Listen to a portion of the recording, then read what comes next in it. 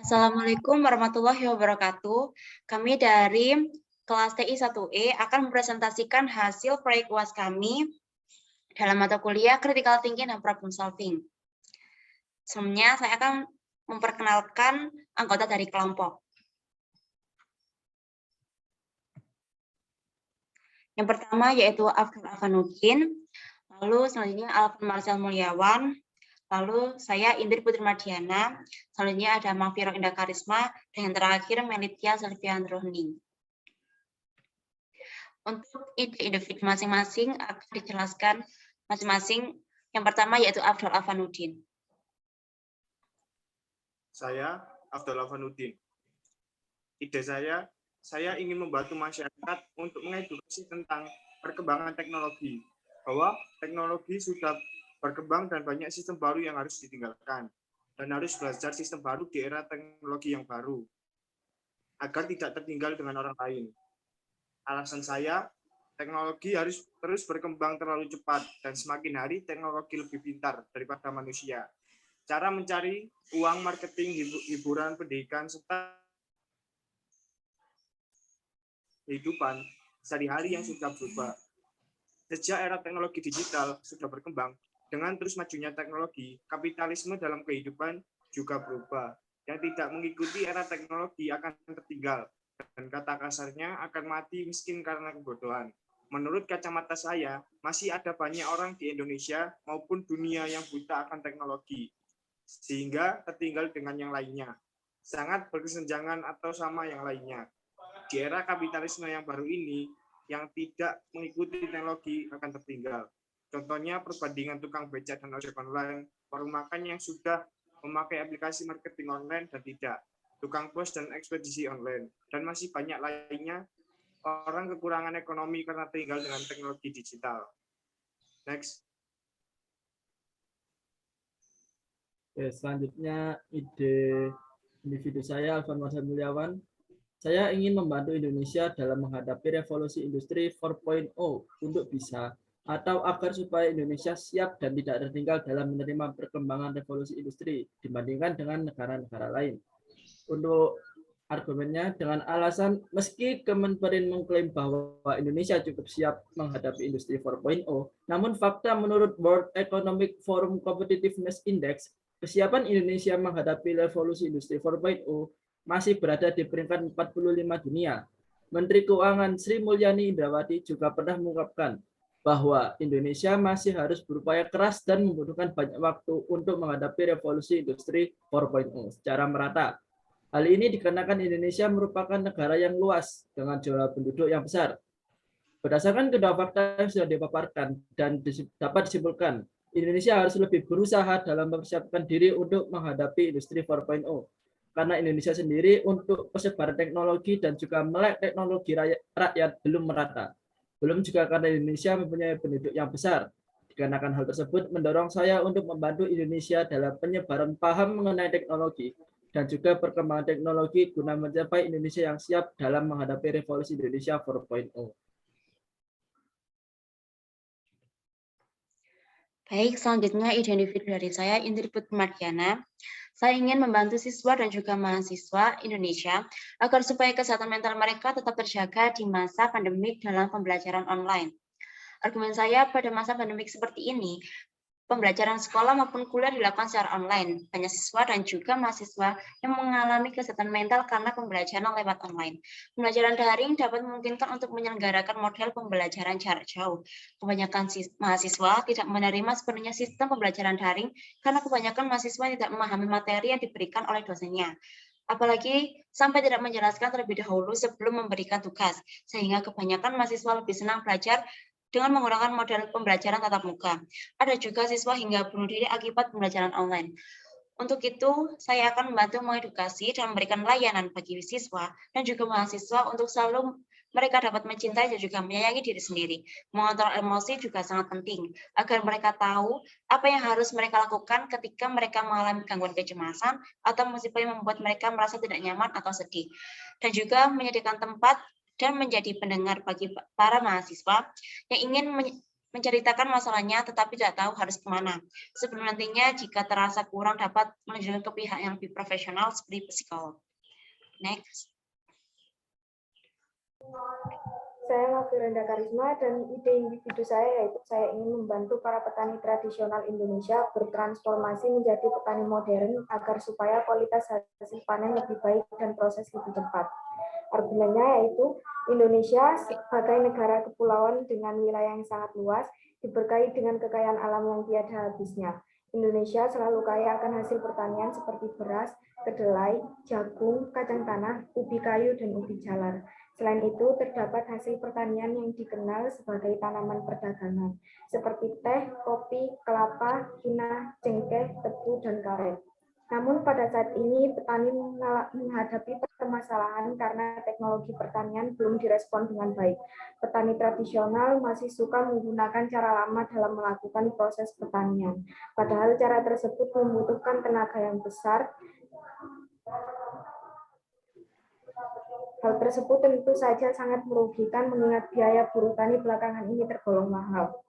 Selain membutuhkan tenaga yang besar, sistem pertanian tradisional juga memakan waktu lebih banyak daripada pertanian modern.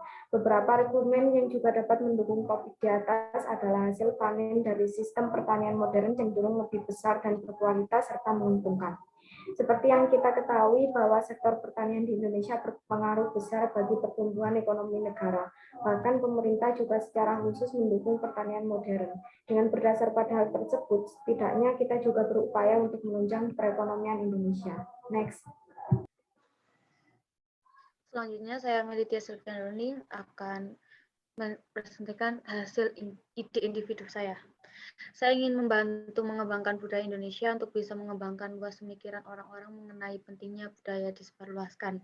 Argumentasi saya yaitu pada perkembangan zaman belakangan ini, kita dapat melihat semakin pudar semangat untuk melestarikan budaya daerah di kalangan masyarakat, khususnya pemuda-pemudi di Indonesia.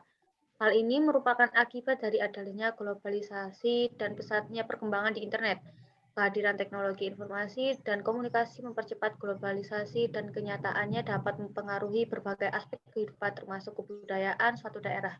Oleh sebab itu, kita dapat memasuki zaman di mana budaya-budaya luar masuk ke negeri kita. Dengan mudah dan bangga kita menanggapi dan menerima budaya dari luar tersebut. Tentu jika kita tidak mengembangkan budaya tersebut, maka akan sangat rugi. Budaya yang tadinya melekat dalam diri leluhur kita, mereka yang mengharuskan kita untuk menjaganya malah hancur dan diakui oleh orang asing. Dan sebaliknya, kita malah menjadi penikmat budaya orang asing. Seperti kebiasaan makan dengan sendok, itu pun salah satunya. Untuk itu, saya ingin melestarikan budaya sebagaimana di antara lain. Paling tidak, kita mengetahui tentang budaya zaman dahulu di daerah kita sendiri. Kemudian mendalami kebudayaan itu. Setelah itu, kita wajib memperkenalkan kepada orang lain atau yang belum tahu tentang kebudayaan tersebut, syukur-syukur sampai ke negara lain. Membiasakan hal-hal atau kegiatan yang dapat melestarikan budaya seperti memakai batik atau bahkan belajar membuat batik. Karena pelestarian bisa terjadi karena kita telah terbiasa dengan kebudayaan tersebut. Next. Untuk ide yang disepakati oleh kelompok kami sepakat memilih ide dari Indri Madiana, yaitu ingin membantu siswa dan juga mahasiswa Indonesia agar supaya kesehatan mental mereka tetap terjaga di masa pandemik dalam pembelajaran online. Next. Poin-poin pertimbangan memilih ide tersebut yaitu yang pertama ada sangat berhubungan dengan keadaan yang terjadi saat ini. Sebagian siswa atau mahasiswa merasakan stres akademik karena kan terlalu banyak tuntutan dan tugas yang harus dikerjakan. Untuk yang kedua, ada permasalahan ini sangat banyak terjadi di kalangan siswa maupun mahasiswa. Dalam hal ini membuat banyaknya siswa dan mahasiswa terganggu kesehatan mentalnya karena pembelajaran secara online. Untuk yang ketiga, perlunya edukasi dan layanan bagi siswa dan mahasiswa untuk selalu mengontrol diri sendiri dan selalu menyuarakan apabila terjadi hal-hal yang berkaitan dengan kesehatan mental. Untuk yang terakhir, faktor penghambatan bagi siswa dan mahasiswa dalam proses pembelajaran. Next. Langkah-langkah yang dapat kami lakukan untuk mewujudkan proyek adalah yang pertama, yaitu mengadakan talk show. Tiap sekolah ataupun kampus mengadakan talk show dengan mengundang psikolog untuk membahas beberapa poin penting ciri-ciri dari depresi dan gangguan mental. Dengan diadakan talk show ini, siswa maupun mahasiswa bisa menyuarakan dan berkonsultasi masalah pribadi maupun pembelajaran yang dialami selama ia belajar di masa pandemi. Dan juga siswa maupun mahasiswa mendapatkan bantuan dalam gangguan mentalnya tersebut. Yang kedua yaitu memberikan edukasi. Memberikan edukasi secara lengkap kepada siswa untuk lebih mengenali passion, minat, dan bakat mereka. Kebanyakan siswa atau mahasiswa juga mengalami stres dikarenakan passion belajar mereka tidak sesuai dengan jurusan yang mereka pilih atau biasa dikenal dengan istilah salah jurusan. Bahkan beberapa dari mereka memutuskan untuk berhenti di tengah-tengah dan tidak melanjutkan pendidikannya karena stres yang berlebihan. Next. Baik, untuk langkah-langkah yang ketiga yaitu menggelar mini kelas online. Mengadakan mini kelas online dengan materi motivasi belajar hingga kesehatan mental. Kegiatan dilakukan secara online dikarenakan masih dalam masa pandemik dan supaya bisa diikuti peserta dari berbagai daerah. Dengan diadakannya mini kelas tersebut, para peserta akan lebih nyaman untuk melakukan sharing dan memahami materi-materi yang disampaikan sehingga hal yang disampaikan peserta dapat tersalurkan. Untuk langkah yang terakhir yaitu membuat website bimbingan konseling.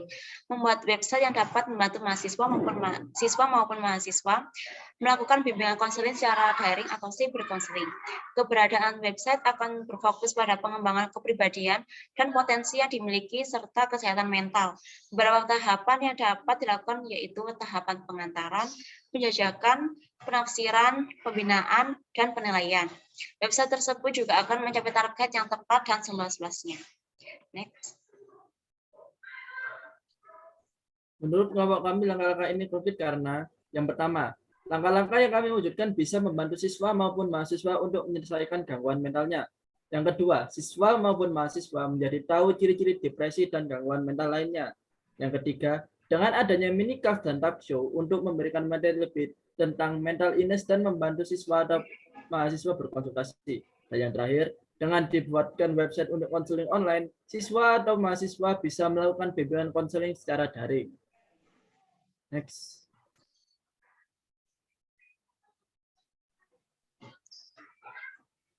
Kesimpulan dari kelompok kami sepakat dalam memilih ide mengenai menjaga kesehatan mental siswa dan mahasiswa. Kesehatan mental siswa dan mahasiswa perlu diperhatikan karena banyak ditemukan di sekolah maupun di universitas. Dan juga dengan adanya langkah-langkah yang ada untuk membantu siswa dan mahasiswa dalam menjaga dan mengatur kesehatan, diharapkan dengan mengambil ide tersebut dapat membantu ke depannya bagi seluruh mahasiswa se-Indonesia supaya aktivitas belajar lebih baik dan Indonesia lebih berkembang dengan calon pemimpin yang sehat. Demikian presentasi dari kami. Kami mengucapkan Assalamualaikum warahmatullahi wabarakatuh.